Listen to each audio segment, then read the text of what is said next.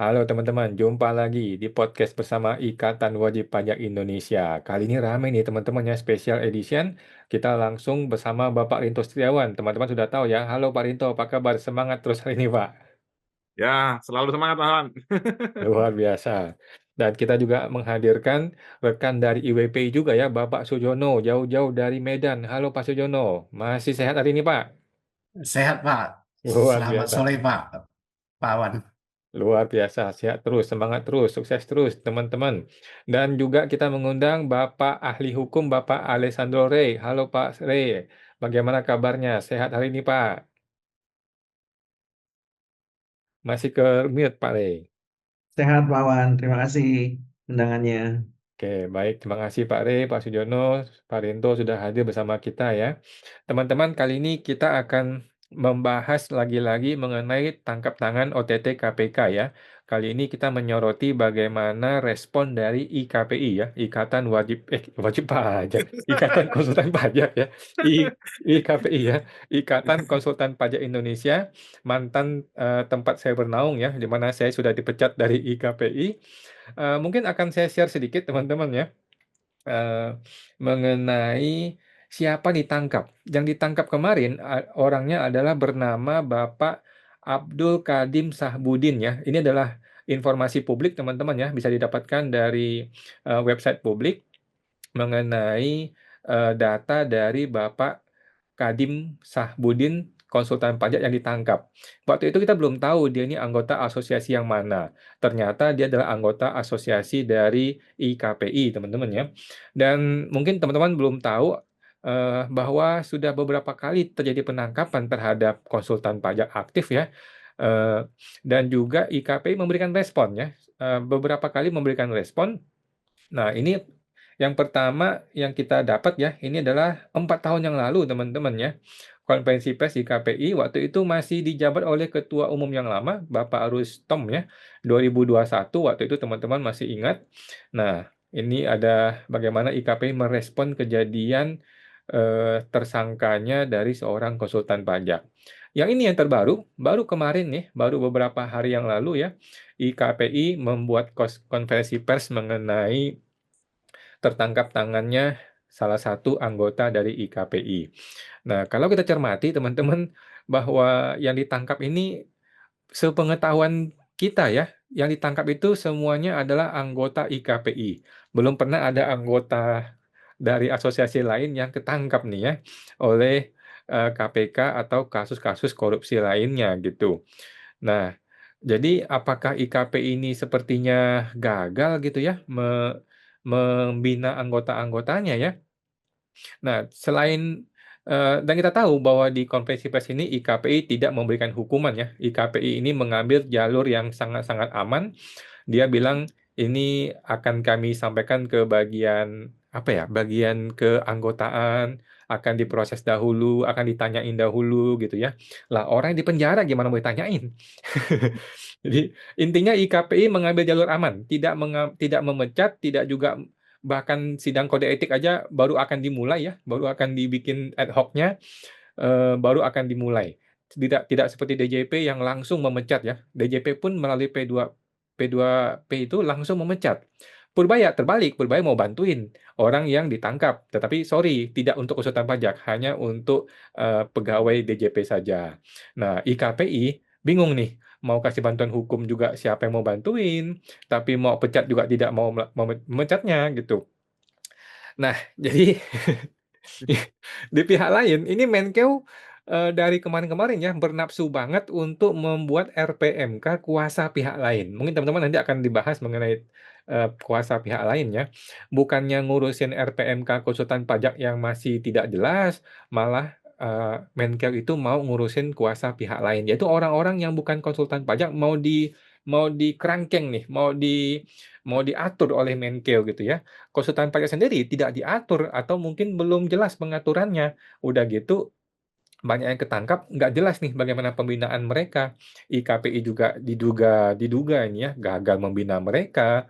P2PK juga nggak jelas bagaimana membina mereka. Jadi semua kacau balau nih mengenai dunia persilatan konsultan pajak ini. Nah, Kita akan langsung bertanya langsung kepada Ketua Umum IWP Bapak Rinto Setiawan nih. Bagaimana Pak Rinto menanggapi tertangkapnya anggota IKPI dan sejak dulu juga anggota IKPI terus nih yang ditangkap nih Pak. Silakan Pak Rinto. Ya, terima kasih Mas Awan pertanyaannya. Jadi pengalaman saya pribadi Mas Awan, saat saya pakai kuasa pihak lain, itu Kepala Kanwil DJP Jantim 3, waktu itu Bapak Farid Baktiar mengatakan bahwa jangan kalau bisa pakai konsultan itu yang tersertifikasi. Waktu itu saya nggak paham, tersertifikasi gimana, kok kuasa kok harus seperti itu. Ternyata yang ada 4 ikatan konsultan pajak Mas Awan, yang harus mendampingi wajib pajak itu saat berargumen di dalam pemeriksaan pajak. Cuman kan ternyata ada nih frase kuasa pihak lain ini. Nah, ini ternyata yang tim yang saya pakai itu pakai kuasa pihak lain gitu Mas Awan. Nah, ternyata itu sangat memengaruhi memang Mas Awan terhadap dari para pimpinan pejabat pajak ini. Gitu loh. Karena dalam tanda kutip kemungkinan besar apakah ini tidak bisa dikendalikan atau apa. Karena kalau konsultan pajak itu kan izinnya kan dikeluarkan oleh P2PK Kemenq yang notabene juga satu ini Mas ya, satu kementerian dengan Direktur Jenderal Pajak, itu Mas Awan. Nah, beberapa waktu lalu sebelum ada setelah dikeluarkan RPMK, waktu itu di publik sempat ada undangan bagi para wajib pajak maupun konsultan pajak untuk sosialisasi RPMK. IWPI mengeluarkan video ilustrasi Mas ya, gimana stadion, kalau ini ilustrasinya buat seperti sepak bola Mas Awan. Itu stadionnya seperti apa, lapangannya seperti apa, pelatihnya itu seperti apa, wasitnya seperti apa. Itu nanti baru kita bisa ini Mas ya, analogi tersebut bisa membuat gambaran bahwa betapa lemahnya wajib pajak dalam menghadapi sistem di dunia perpajakan. Itulah menyebabkan kemungkinan besar mungkin nanti tanya secara hukum kepada Pak Rin, pengalamannya juga Pak Sujono, apakah terjadinya otoritarisme di bidang perpajakannya menyebabkan mereka ini ada peluang untuk menjadikan korupsi yang sistemik Mas Awan. Ini saya share dulu videonya Mas ya. Iya Pak.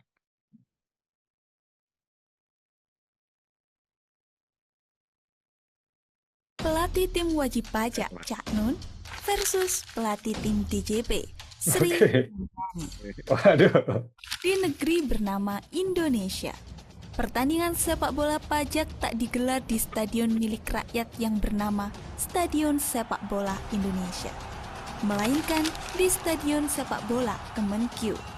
Sebuah stadion yang lapangannya miring, aturannya sepihak, dan wasitnya anak buah dari pelatih tim Direktorat Jenderal Pajak. Susunan pertandingan antara tim Direktorat Jenderal Pajak melawan tim wajib pajak adalah sebagai berikut. Tim Direktorat Jenderal Pajak terdiri dari pelatih yang merupakan Menteri Keuangan sendiri, kapten yang merupakan Direktur Jenderal Pajak, dan strategi menggunakan PMK sebagai aturan main, bukan Undang-Undang AP secara utuh.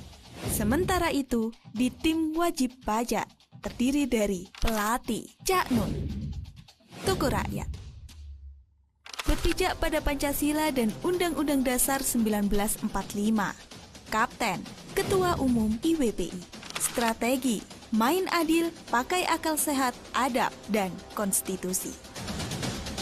Wasit tentu saja tidak netral. Ia anak buah dari pelatih DJP, maka tak heran jika peluit hanya berbunyi untuk keuntungan tim Kemenq. Bahkan seragamnya saja jelas tertulis Kemenq. Lantas, kenapa mereka tak berani ke Stadion Rakyat? Karena di Stadion Sepak Bola Indonesia, aturan main tak bisa dikarang sesuka hati. Di sana, hukum harus berdasarkan Undang-Undang Administrasi Pemerintahan, Undang-Undang AP, bukan sekedar PMK yang dibuat internal. Di stadion milik rakyat itu, pelatih tak bisa sekaligus menjadi pembuat aturan, pengadil, dan eksekutor. Di sana, keadilan benar-benar diuji. Selama pertandingan, tim Kemenq mencetak gol dengan cepat. Sebelumnya, wajib pajak dikacaukan oleh pelatih palsu, konsultan pajak titipan. Namun sekarang tidak lagi. Dengan ketua umum IWPI dan pelatihnya adalah Cak Nun, mereka mulai mengejar skor. Serangan balik dimulai. Gol demi gol tercipta. Gol 1, gagalnya Cortex. Gol 2, APBN tidak dirilis tepat waktu. Gol 3, anjloknya penerimaan pajak. Gol 4, defisit anggaran. Gol 5, penangkapan ex pejabat pajak.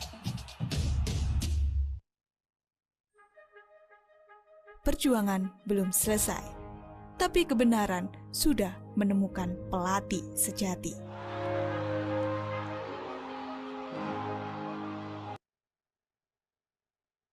Betul itu Mas Awan. Oke, luar biasa ya. Ini IWPI bikin videonya, wah ngeri-ngeri sedap ini. Tapi Sri Mulyani sudah aman ya, sudah di mejanya Bill Gates sudah aman lah ya Sri Mulyani saat ini. Oke, Oh, baik. Mas, kami kan masih di dunianya Tuhan, Mas. Kecuali dia pindah ke dunia lain.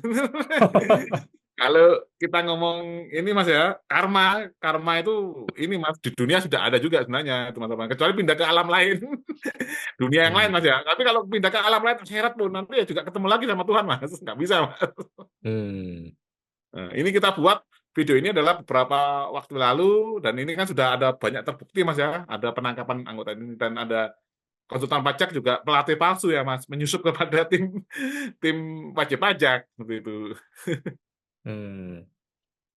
Oke, siap. Makasih Pak Rinto. Kita langsung akan bertanya ke Pak Rey nih ya, ahli hukum, bagaimana tanggapannya mengenai carut-marutnya dunia konsultan pajak ya, terutama anggota IKPI yang ditangkap, kemudian tidak selarasnya respon dari IKPI, DJP, dan Purbaya, semua saling bingung dan tidak satu suara.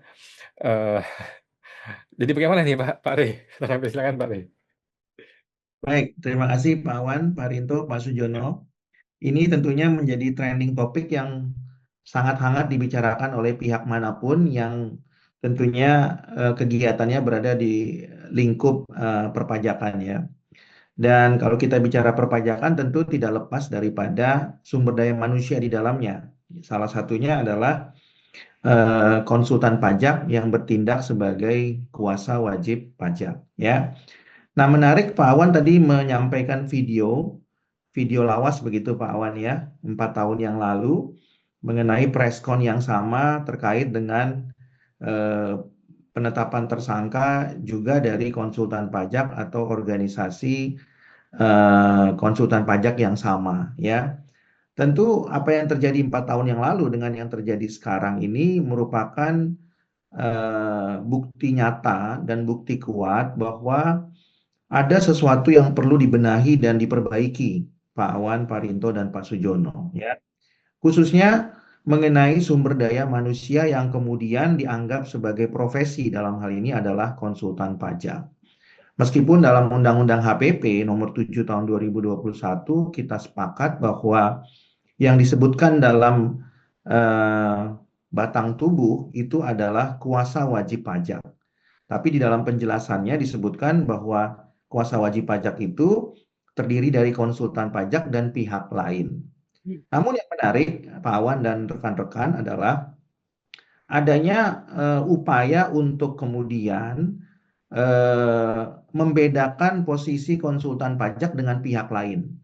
Meskipun secara normatif yuridis kedudukannya sama.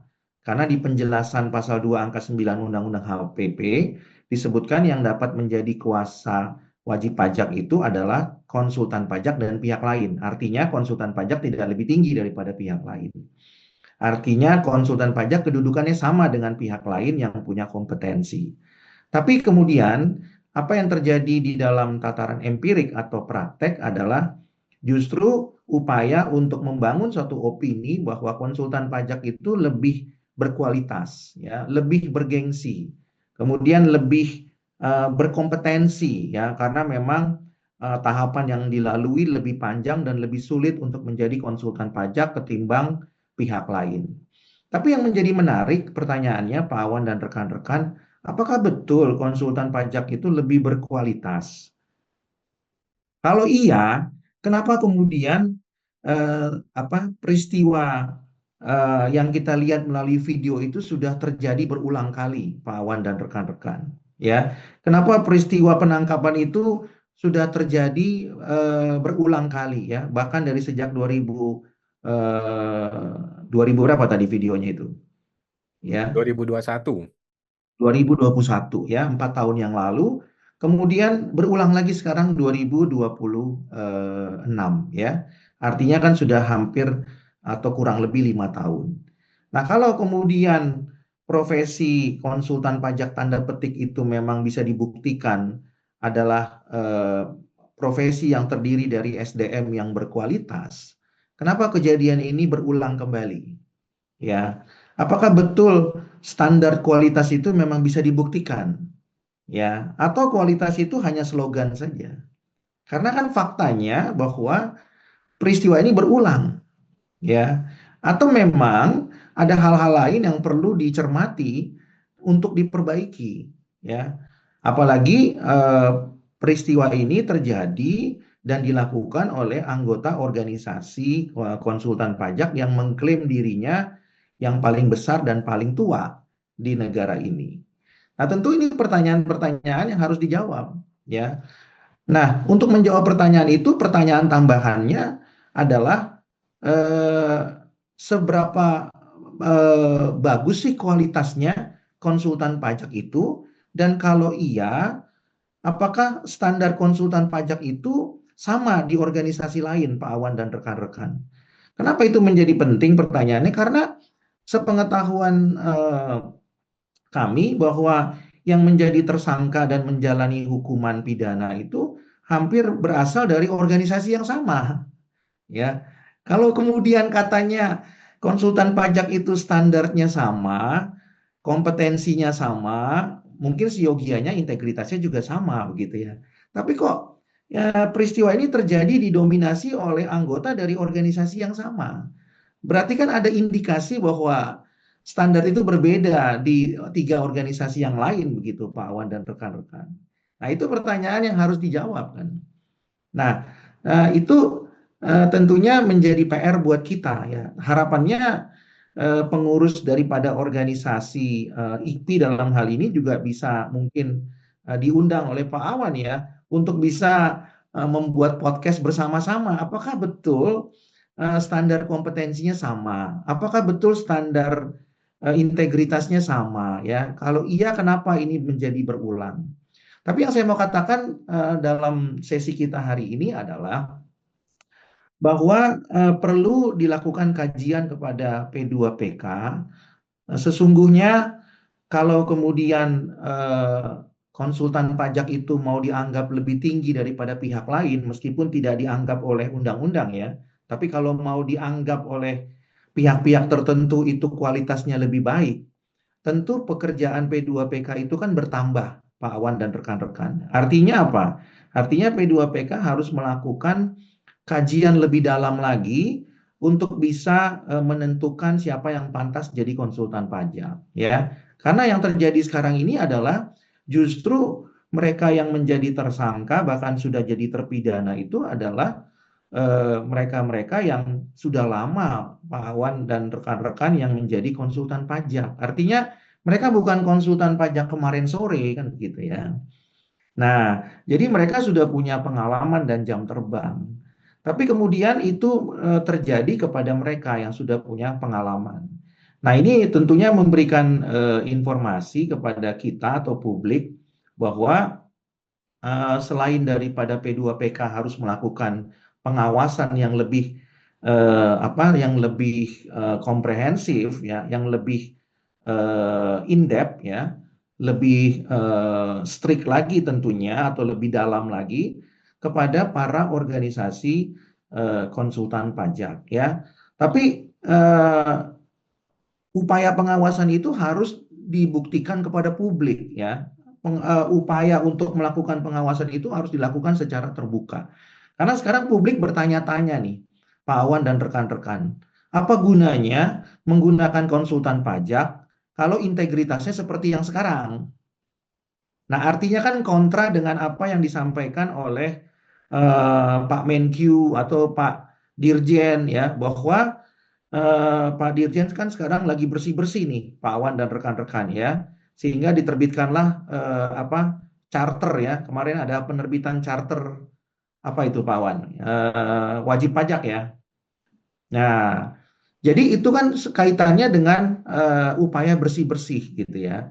Nah, tentu kan ini harusnya kan didukung oleh konsultan pajak yang kemudian diklaim oleh organisasi konsultan pajak itu kan sebagai mitra Dirjen Pajak. Tapi kan kenyataannya kan justru kalau kalau mitra harusnya kan mendukung upaya bersih-bersih ya, bukan sebaliknya mendukung upaya upaya dugaan tindak pidana tipikor begitu ya. Nah, ini yang menjadi pertanyaan. Jadi kalaupun nanti P2PK mau melakukan pengawasan, pengawasannya harus dibuat terbuka secara transparan agar publik mengetahuinya. Karena kalau tidak, publik akan bisa menyimpulkan tidak ada gunanya Pak Awan dan rekan-rekan untuk menggunakan konsultan pajak. Lebih bagus menggunakan pihak lain saja yang sebenarnya integritasnya sampai dengan saat ini masih bisa terjaga begitu ya.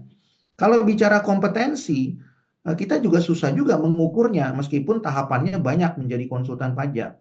Tapi kalau tahapannya banyak, harusnya kan kompetensinya teruji Pak Awan dan rekan-rekan. Tapi kalau kompetensinya teruji, kenapa melakukan suap? Ya, harusnya dengan kompetensi yang teruji itu tidak perlu melakukan suap, ya. Tentu dia akan berargumentasi secara akuntansi, secara administrasi, dan secara hukum dengan sangat mumpuni dan meyakinkan. Ya, dia nggak perlu kasak-kusuk dong untuk membantu dugaan tindak pidana penyuapan ya atau penerimaan gratifikasi. Harusnya dia kontra bukan pro.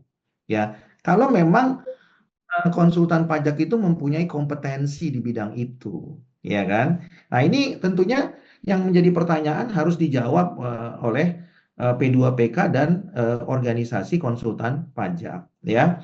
Jadi sekarang publik ini sedang menunggu-nunggu Pak Awan dan rekan-rekan sedang bertanya-tanya, ya.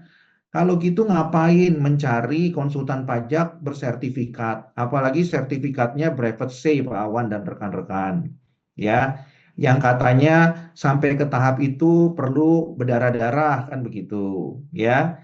Nah, kalau pada akhirnya kompetensi itu hanya dibuktikan dengan menyuap. Ya, pertanyaannya apakah betul yang punya private say itu betul-betul punya kompetensi? Ya, harusnya kan kalau punya kompetensi ya dibuktikan dengan sebaliknya, dengan keilmuan, dengan pengetahuan, ya, dengan keahliannya gitu ya.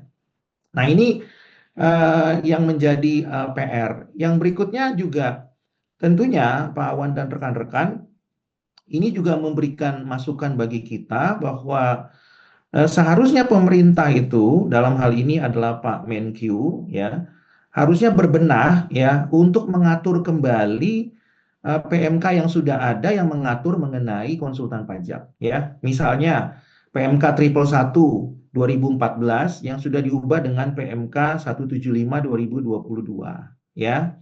Yang PMK ini selalu digadang-gadang sebagai dasar hukum bagi profesi konsultan pajak ya, karena memang sampai sekarang undang-undangnya belum terbit ya.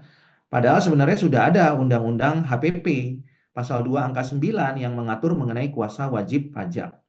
Yang menurut kami sebenarnya itu tidak relevan lagi ya. Karena apa? Karena kedudukan konsultan pajak itu ya sebenarnya sama saja dengan pihak lain ya. Sudah cukup diatur di pasal 2 angka 9 Undang-Undang HPP dan penjelasannya. Tapi karena ingin kemudian membuat konsultan pajak itu seolah-olah ya mempunyai landasan hukum yang lebih baik dibandingkan dengan pihak lain, maka diterbitkanlah PMK perubahan ini ya sebagai PMK lanjutan atau perubahan dari PMK 111 yaitu PMK 175 begitu ya. Nah, jadi yang menjadi pekerjaan rumah buat Pak Menkyu sekarang adalah apakah ada urgensinya mengatur atau menerbitkan atau merancang RPMK pihak lain sementara PMK yang mengatur konsultan pajak saja seharusnya memiliki urgensi yang lebih besar lagi ya, mengingat banyaknya peristiwa hukum pidana berkaitan dengan tindak pidana korupsi yang terjadi sejak 2021 sampai sekarang, ya. Yang menjadi pertanyaan, urgensinya di mana? Apakah urgensi PMK konsultan pajak atau menerbitkan RPMK pihak lain? Nah, ini kan yang menjadi pertanyaan publik gitu ya, apalagi sudah ada peristiwa berulang, ya. Nah, oleh karena itu harapan publik sekarang supaya publik tidak lagi meragukan bahwa konsultan pajak itu adalah sebuah profesi dan konsultan pajak itu adalah benar mereka yang punya kompetensi, maka kami menyarankan supaya Pak Menkyu itu melakukan revisi terhadap PMK ya, khususnya yang terakhir 175 ya. Nah, ini diperlukan sesegera mungkin ya agar supaya peristiwa-peristiwa yang terjadi tahun 2021 dan 2026 itu tidak terulang kembali. Nah, tentunya kami juga menyarankan supaya kalau PMK baru itu diterbitkan untuk mengatur mengenai konsultan pajak, harus dibuat lebih jelas lagi, termasuk akibat atau sanksi hukumnya, ya. Karena pengalaman kami melihat bahwa perlakuan terhadap konsultan pajak itu juga masih berpotensi diskriminatif, begitu ya. Apalagi kami punya pengalaman juga menangani Pak Awan yang dalam proses pemecatannya juga menurut kami juga tidak sesuai dengan hukum positif yang berlaku ya. Setidak-tidaknya kalau mau dikatakan diduga itu adalah persidangan yang tidak mencerminkan hak asasi manusia ya, atau diduga merupakan pelanggaran daripada hukum acara yang berlaku ya. Tapi kan publik tidak mengetahuinya, maka sudah saatnya sekarang publik harus mengetahui supaya kalau ini dibuat clear, Pak Awan dan rekan-rekan, publik masih akan tetap menggunakan jasa konsultan pajak. Jangan sampai nanti ke depannya ya kurang lebih 70 juta wajib pajak akan lebih banyak menggunakan pihak lain kan daripada konsultan pajak. Nanti konsultan pajak juga akan mengalami kesulitan kan dalam mendapatkan klien atau wajib pajak. Jadi mungkin itu Pak Awan dan rekan-rekan yang menurut kami perlu ditindaklanjuti begitu ya, atau setidak-tidaknya IWPI dan pihak terkait melakukan pengawasan supaya pengalaman yang dialami oleh Pak Rinto tadi juga kemudian kan tidak terulang gitu ya, di mana pihak lain dipertanyakan kompetensinya ya, tapi yang tidak dipertanyakan itu justru yang bermasalah gitu ya. Nah, ini kan yang menjadi persoalan gitu ya. Jadi ada upaya untuk mendiskreditkan pihak lain, tapi justru fakta membuktikan banyak atau tidak sedikit lah ya konsultan pajak yang juga kemudian bermasalah secara hukum ya. Jadi itu sementara yang kami bisa sampaikan Pak Awan dan rekan-rekan ini. Oke, baik. Terima kasih Pak Are ya informasinya. Mungkin buat teman-teman biar tahu juga ya perkembangan IKPI dan anggota-anggotanya. Oke, by the way buat teman-teman ketahui ya, anggota tersebut belum dipecat ya. Kita langsung ke Pak Sujono. Nah, bagaimana Pak Sujono sebagai mungkin masyarakat umum dan juga anggota IWPI, Pak? Ya, ini luar biasa nih penjelasan dari Pare ini. Dan terlebih-lebih ini video yang tadi diputar oleh Pak Rinto tentang sepak bola. Ini ada yang mau saya tanyakan kepada Pare ini, beberapa pertanyaan penting ini. Mahkamah Konstitusi kan melihat bahwasannya pengadaan pajak di bawah Kemenkyu itu kan membuat mereka jadi tidak adil, tidak independen. Oleh karena itu, putusan MK nomor 26 tahun 2023 memerintahkan untuk memisahkan pengadilan pajak itu dari Kemenkyu. Sehingga bayang-bayang kekuasaan eksekutif itu tidak ada di dalam pengadilan pajak. Ya. Ini pertanyaan pertama. Ini kan di putusan ini kan ditetapkan tahun 2023. Lalu diberikan masa transisi sampai Desember 2026. Menurut pendapat Pare, apakah boleh atau etis? Ini kita bicara hukum atau bicara etika. Nanti terserah Pare mentafsirkan. Apakah di dalam masa transisi Menteri Keuangan atau Departemen Keuangan, Kemenko Keuangan itu masih boleh cawe-cawe membuat suatu PMK untuk ikut campur menentukan siapa yang boleh jadi kuasa hukum, siapa yang tidak menjadi kuasa hukum. Kalau menurut saya, sejak berlakunya putusan MK ini, P2PK ini harus dibubarkan, Pak, menurut saya. Kenapa? Karena dia pemainnya, dia wasit dan merangkap pemain.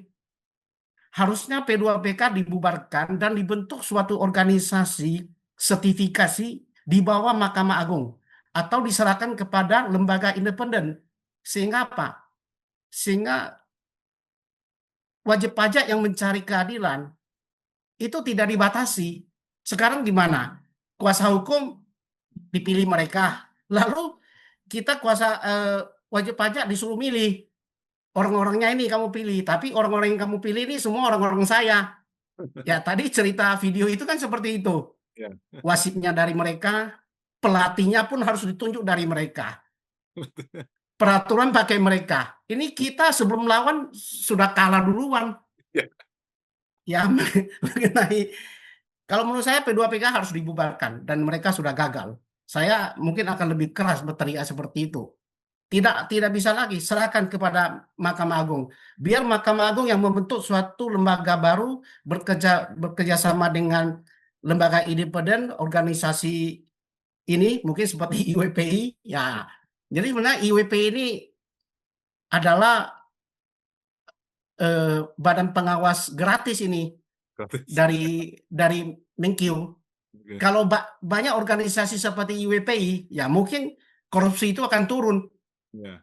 Kan viral-viral melulu kan malu juga kita kan, masa kita kemarin saya ada mendengar ini ketua Maki Boyamin Saiman, apa yang dia katakan, dia bilang begini, seandainya KPK lebih rajin, tiap hari pasti ada kena tangkap pejabat pajak itu. Oh, saya merasa ini benar ini, kalau memang KPK lebih rajin, ya tiap hari ada kasus yang pasti terungkap gitu loh. Nah, saya percaya itu. Jadi nanti coba Pak Ari memberikan tanggapan terhadap itu. Apakah etis, beretika? Ini kita sudah mau serahkan, tapi kita masih cawe-cawe. Kemarin kan kita gugat itu Menteri SMI ke PN kan?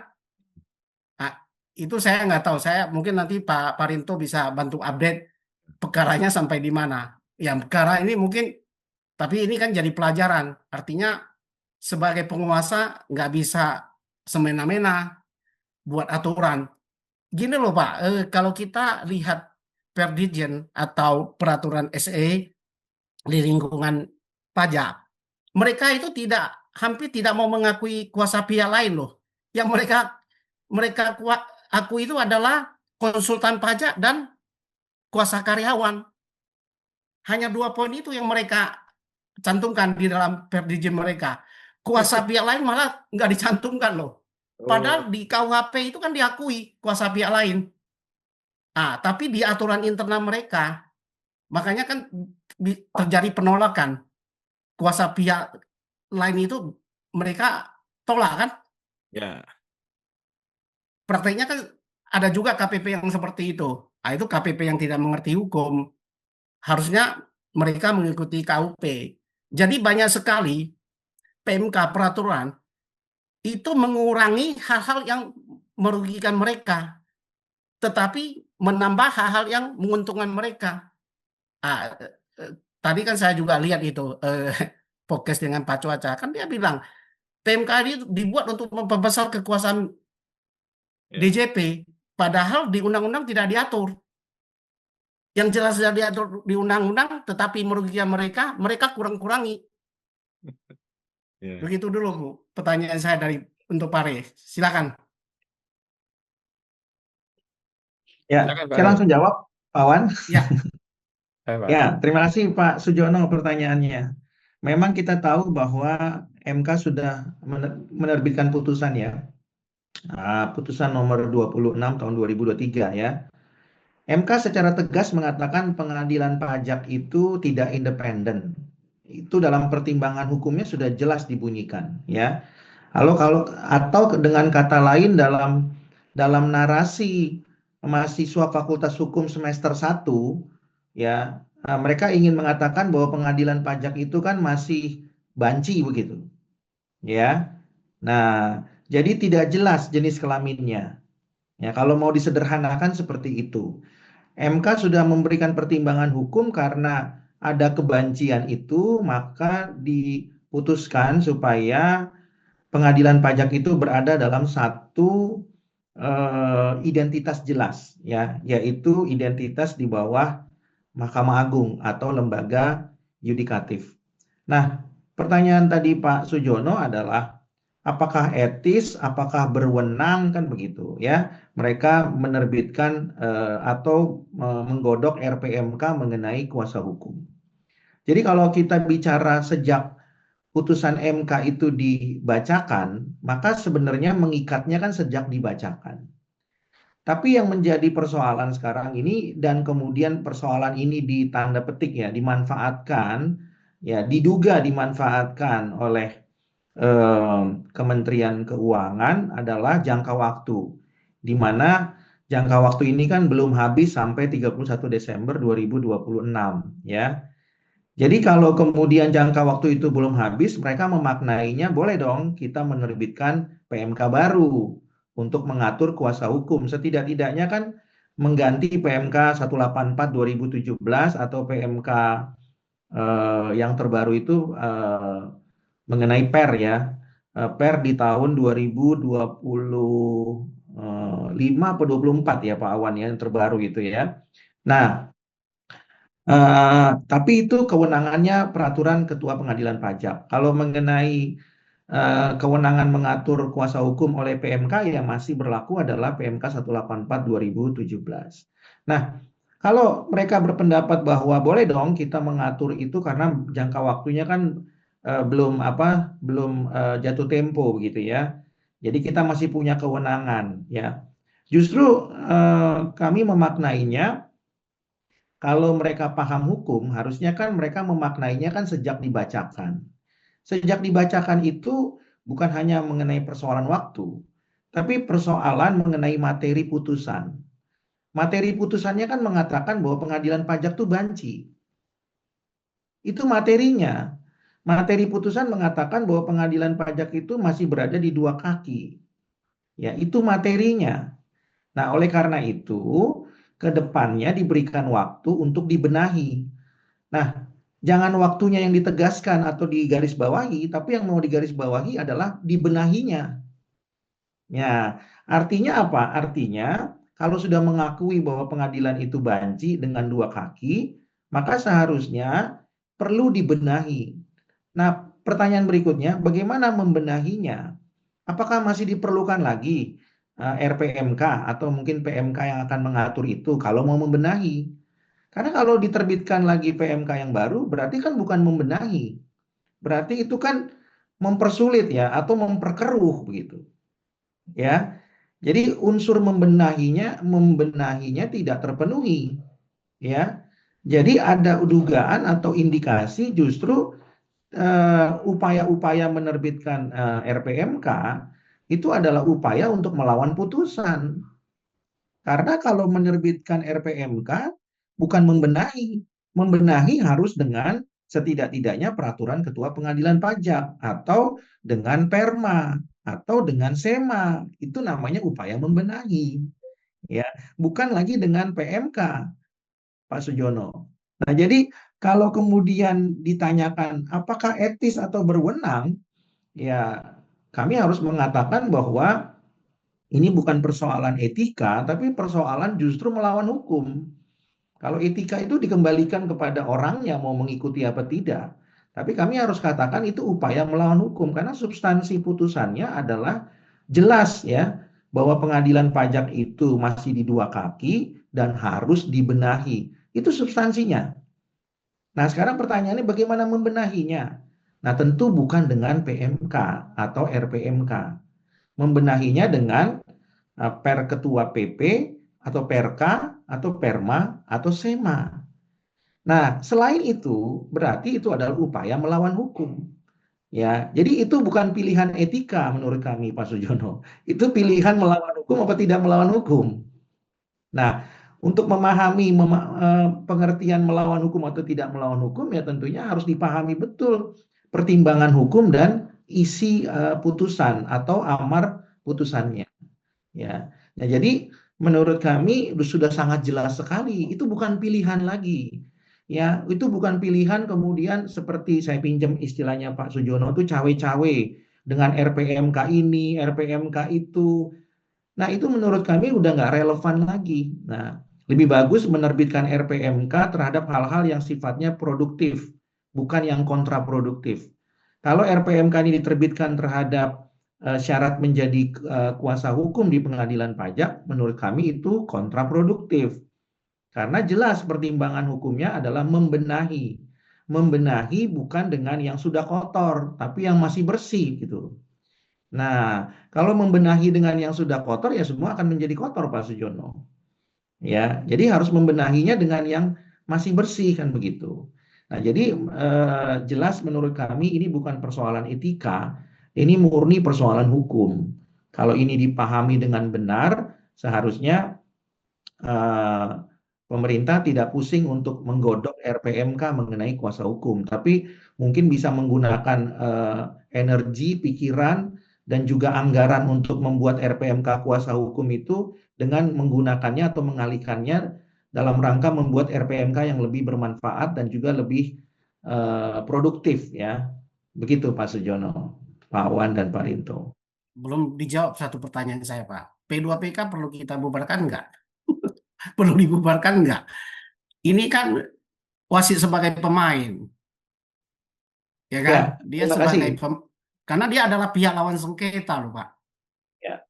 Baik Pak Sujono, pertanyaannya sangat luar biasa. Ya, jadi saya juga harus berpikir keras untuk menjawabnya gitu ya. Tapi karena waktunya singkat, saya akan berupaya semaksimal mungkin ya. Kita tahu bahwa P2PK itu kan pusat pembinaan profesi keuangan, ya. Artinya semua profesi keuangan itu kan dilakukan pengawasan, verifikasi, seleksi di tempat itu, Pak, atau di bidang itu, ya. Nah, kalau kemudian sebagai pihak yang berwenang dan bertugas untuk melakukan pembinaan sudah gagal melakukan pembinaan, tentu pertanyaannya saya balikin ke Pak Sujono kan. Kira-kira apa yang pantas diberikan kepada pihak yang gagal melakukan pembinaan? Nah, kalau pertanyaan itu disampaikan kepada Pak Sujono, maka Pak Sujono mungkin bisa memberikan masukan. Biasanya kalau pihak yang sudah gagal itu, Pak, kemungkinannya kalau tidak diberhentikan, kalau untuk pejabat, kalau lembaga bisa dibubarkan, atau kemudian bisa diberi sanksi, Pak. Ya, biasanya kan begitu ya, Pak ya, dalam berorganisasi atau bernegara begitu, Pak. Nah, mungkin Pak Sujono bisa memberikan masukan nggak? Kalau pusat pembinaannya saja gagal, Pak, melakukan pembinaan. Padahal mereka yang menggadang-gadang profesi konsultan pajak itu adalah profesi yang luar biasa, ya. Tentunya bisa dimaknai tidak sama dengan pihak lain atau lebih berkualitas lah kalau mau dimaknai secara harfiah daripada pihak lain. Nah, tapi faktanya kan mereka gagal melakukan pembinaan, Pak. Ya, sejak video kemarin 2021 sampai dengan sekarang 2026. Nah, kira-kira menurut Pak Sujono, dari beberapa potensi usulan yang saya sampaikan tadi, kira-kira hukuman apa yang pantas menurut Pak Sujono? Ya, kalau saya mungkin lebih memilih karena ini sudah akan dibawa MA, Kemenkeu itu tidak ikut-ikut lagi di situ untuk menentukan seorang kuasa hukum. Karena ini kan harus kita serahkan kepada badan yang lebih independen. Saya lebih cenderung melihat ini tidak independen kalau masih di bawah P2PK. Nanti akibatnya begitu. Sebaiknya Kemenkeu itu menyerahkan kepada Mahkamah Agung. Supaya apa? Supaya nanti kalau terjadi OTT, mereka dosanya lebih ringan. Lah, ini kan yang menentukan konsultan pajak atau kuasa hukum kan bukan kami lagi.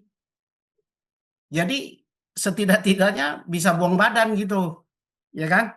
Pelakunya bukan di bawah bimbingan kami lagi, bukan di bawah organisasi kami lagi. Kami sudah lepas. Jadi publik tidak akan menyorot mereka. Saya mungkin lebih cenderung dengan alasan seperti itu. Ini diserahkan aja kepada Mahkamah Agung atau lembaga independen. Kementerian nggak usah ikut campur di situ. Lalu yang satu ini Pak Rey, ini setelah putusan MK ini keluar, kan ada masalah di Undang-Undang Pajak, terutama pasal 34 ayat 2 huruf C. Pasal 34 ayat 2 huruf C. Di sana dikatakan syarat kuasa hukum itu ditetapkan oleh menteri. Ya, makanya keluar TMK 184 itu untuk melaksanakan Undang-Undang Pengadilan Pajak pasal 34 ini. Kalau sudah diserahkan kepada MA, apakah harus dilakukan harmonisasi terhadap Undang-Undang Pajak? Artinya ini harus dirubah ini. Kalau enggak, tetap tidak independen. Pengadilan pajak tetap tidak independen. Dia enggak 100% terbebas dari Kemenkeu. Kenapa? Karena kuasa hukumnya masih ditetapkan oleh Menteri Keuangan melalui PMK. Harusnya itu sudah diserahkan kepada Mahkamah Agung. Itu yang tadi. Yang berikutnya adalah tentang ini. Ini kok Kementerian Keuangan kenapa mengurusi kuasa hukum? Yang harus diurusi adalah hakim-hakim di pengadilan pajak. Kenapa? Karena hakim-hakim di pengadilan pajak itu banyak sekali yang masih belum selesai hukum, belum tamat hukum. Mereka kan bukan SH.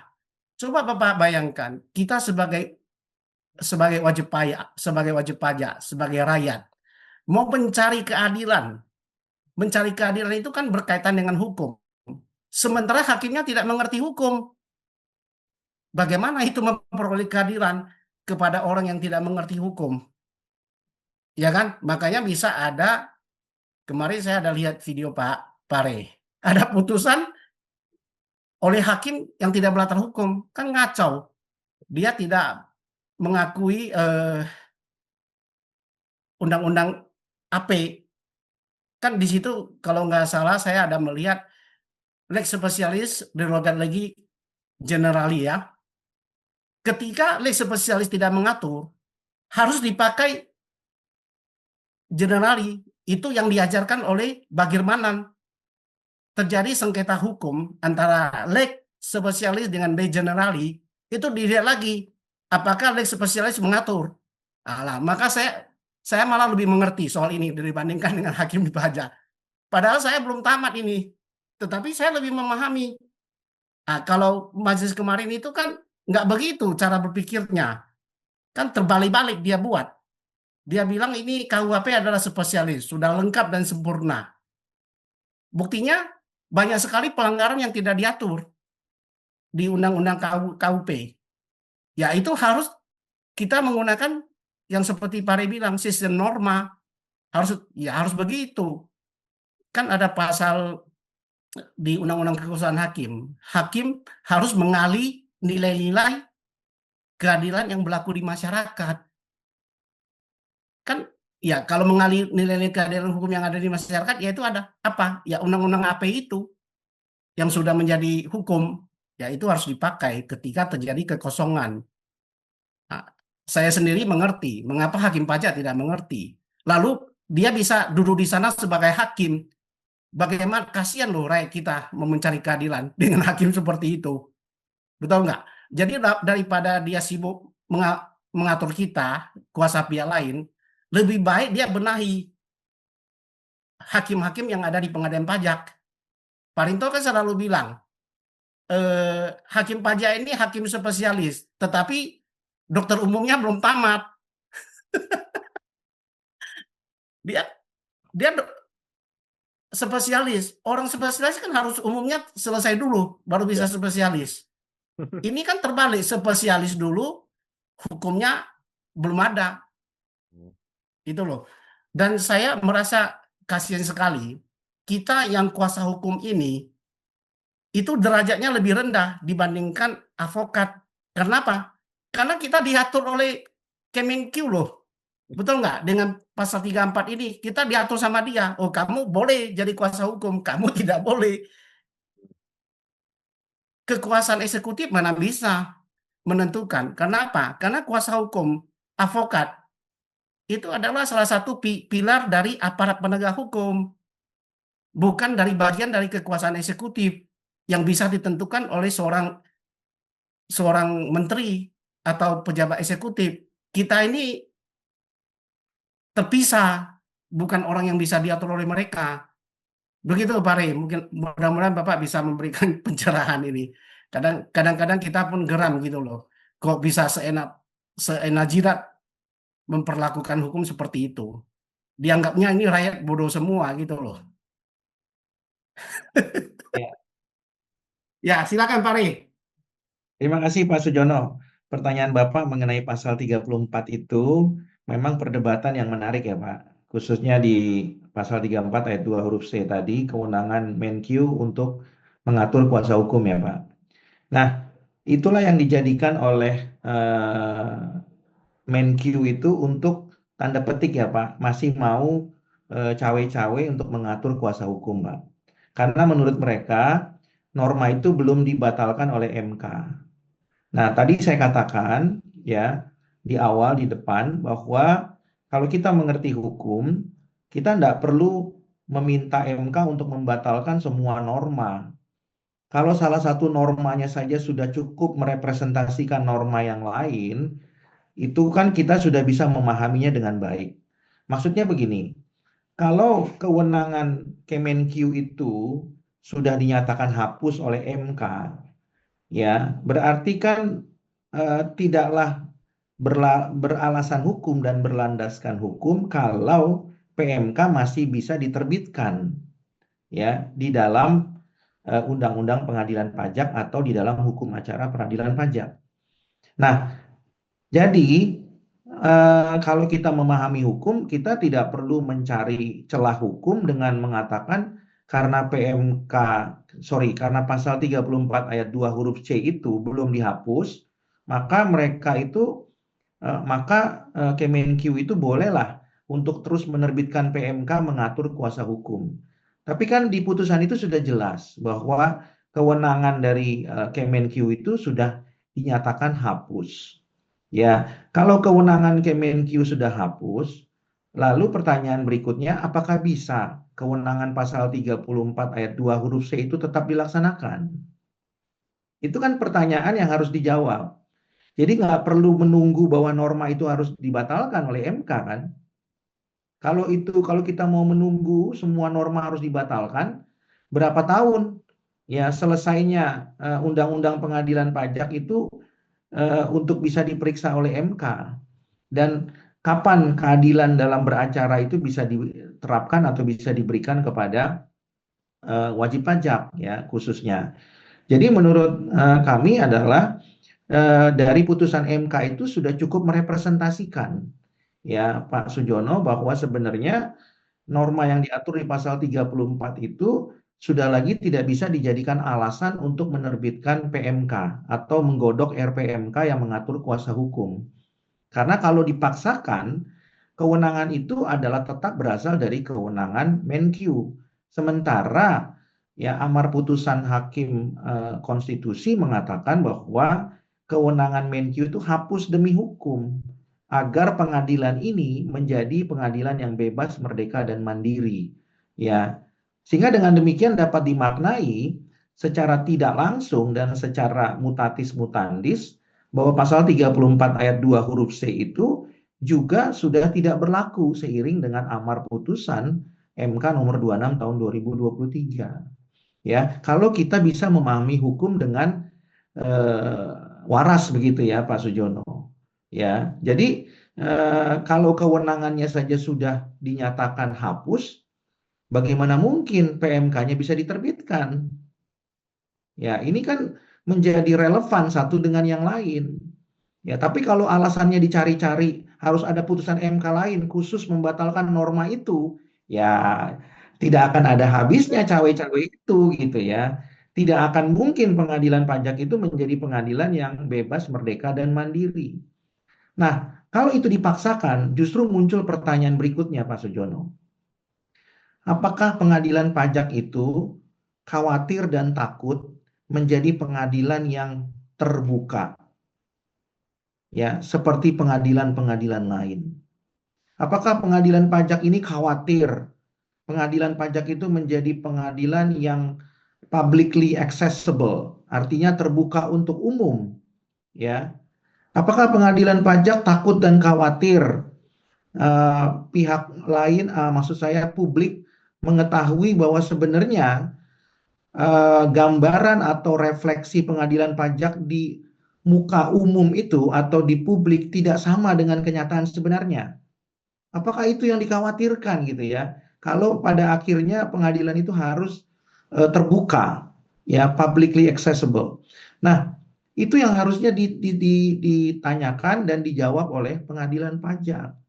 Apalagi visi pengadilan pajak, kalau Pak Awan, Pak Rinto, dan Pak Sujono pernah datang ke pengadilan pajak ya di lantai dasar loket, itu jelas disebutkan visi pengadilan pajak itu menjadi pengadilan bertaraf internasional. Ya, maka seharusnya itu sangat boleh Pak, atau sangat dimungkinkan menjadi pengadilan yang sangat terbuka, publicly accessible. Bahkan kalau bisa Pak, pengadilan itu bisa beracara dalam bahasa Inggris Pak. Mengingat wajib pajak luar negeri sangat banyak di Indonesia itu, PMA. Ya, nah itu kalau kemudian semangatnya masih sama, menjalankan visi dan misi pengadilan pajak menjadi pengadilan pajak yang bertaraf internasional. Apakah taraf internasional itu artinya Pak Sujono cuma punya e-tax court, lalu kemudian itu dikatakan bertaraf internasional, ya? Apakah cukup seperti itu, ya? Meskipun e-tax court sendiri tidak, fiturnya belum sempurna, begitu ya, belum ada fitur komunikasi dan lain-lain. Tapi apakah itu sudah cukup bisa dikatakan bertaraf internasional, Pak Rinto? Hanya cukup dengan e-tax court, ya? Nah, tentunya kan tidak cukup, harus diimbangi dan dibarengi dengan kebutuhan lain, termasuk apa? Kebutuhan tadi, kebutuhan akan SDM yang punya kompetensi dan mumpuni.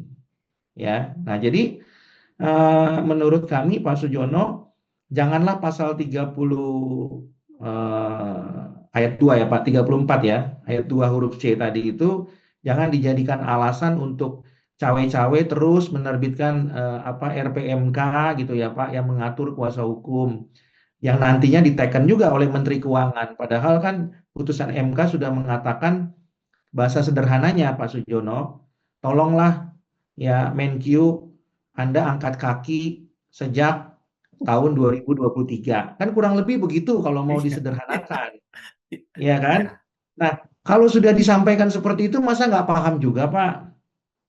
Ya, tentunya kita kalau kita bertamu ke rumah orang lain, kalau sudah dibilang begitu kan kita paham Pak.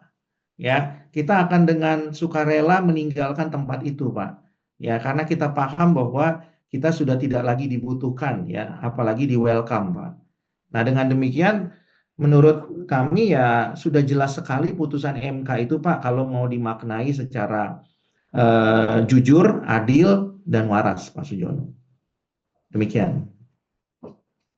Ya, Pak Ri, mungkin ini saya tertarik ya. Kenapa pengadilan pajak takut terbuka? Harusnya sih tidak perlu takut terbuka.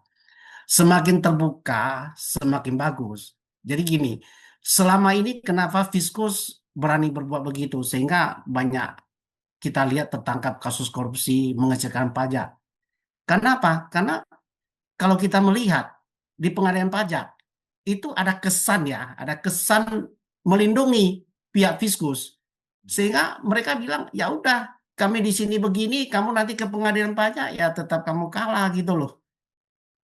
Nah, itu yang membuat seperti itu. Tetapi kalau semakin terbuka, berarti Fiskus kan semakin takut itu. Lama-lama kita akan bagus Pak. Kalau pengadilan terbuka, lama-lama orang akan patuh. Kepatuhan sukarela itu akan tinggi.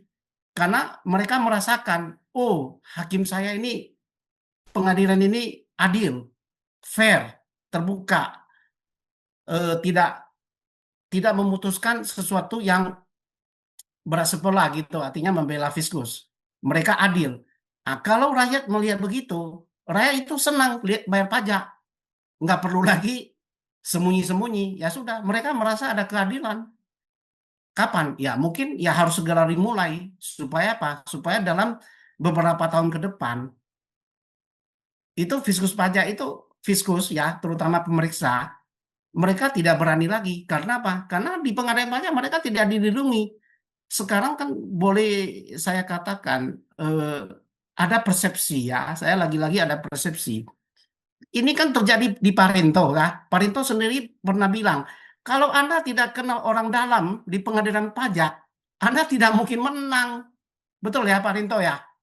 Ya, pengalaman kami menghadapi ini fiskus seperti itu, Pak. Nah, ini maknanya apa? Ini maknanya itu sudah terjadi persekongkolan di situ. Sehingga apa?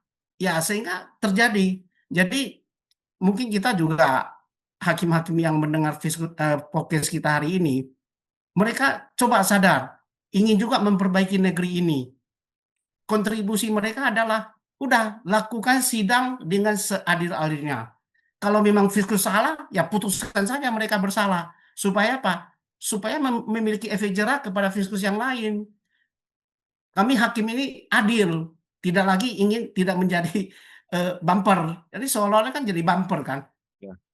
Mungkin Ya, ini sekarang nanti mungkin bisa di ini next videonya bisa inisialnya oke. mungkin terlalu panjang biar nanti. Ya, oke. Saya begitu aja tadi merespon itu keterbukaan pengadilan ini sangat penting. Ya, kalau dari WPPI kami sudah sadar Pak Sujono itu tidak mungkin semua selama tidak ada perubahan struktural terhadap ketatanegaraan kita. Karena hutang kita sudah terlalu banyak dan salah satu sumber dari pendanaan pembayaran hutang itu adalah dari pajak. Itu aja Pak Sujono. Ini karena kita yang suruh bayar, kita nggak ikut hutang suruh bayar. Itu kalau dari WPI singkatnya seperti itu. Mungkin nanti di next kita detailnya seperti apa, nih Pak Ari banyak lah kasus-kasus kita di pengadilan pajak seperti apa. Ya, oke, siap.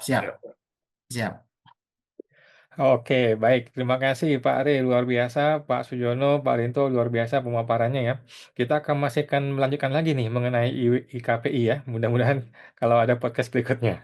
Baik, terima kasih Pak Ari, Pak Rinto, Pak Sujono. Kita jumpa lagi Pak di podcast Terima berikutnya kasih. Pak. Terima kasih.